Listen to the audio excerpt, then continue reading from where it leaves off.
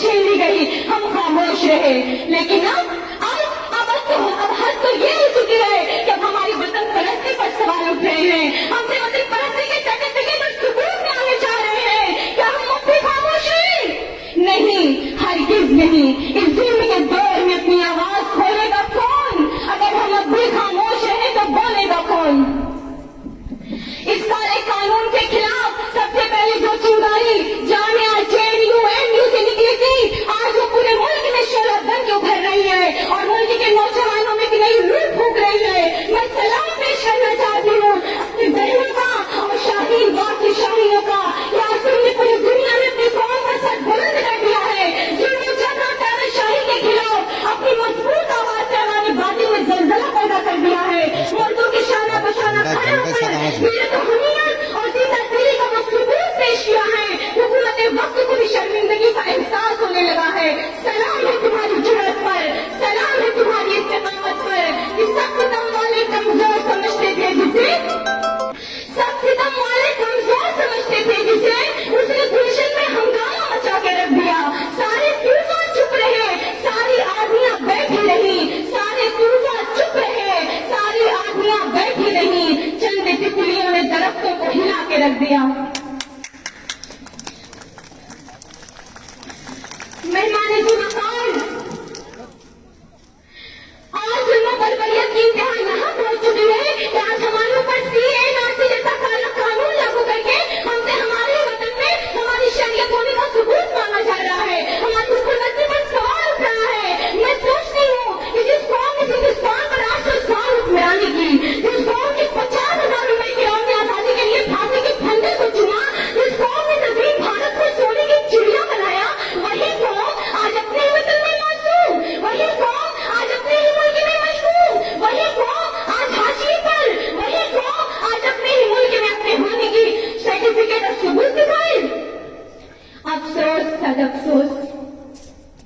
मेरा सवाल है ले हुकूमत से कि क्या इसीलिए हमारे उलमा ने दिल्ली से लेकर पेशावर तक अपनी लाशें बिछाई थी? क्या इसीलिए अशफाकुल्लाह खान ने मुस्कुराते हुए फांसी के फंदे को चूमा था?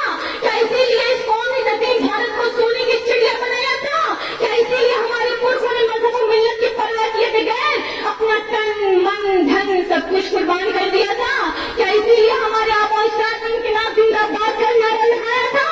क्या इसीलिए अल्लामा इकबाल रहमतुल्लाह अलैह ने कहा था कि सारे जहां से अच्छा हिंदुस्ता हमारा, हम बुलबुले हैं इसकी, ये गुलसिता हमारा। अफसोस सद अफसोस। मैं बता देना चाहती हूँ ये हुकूमत को कि ये ताजमहल, ये लाल किला, ये कुतुब मीनार हमारी अजमत रफ्ता की निशान है। तहरीके खिलाफत हमारी, रेशमी रुमाल हमारा, मिसाइल मैन हमारा, इंकलाब जिंदाबाद का नारा भी हमें ने दिया।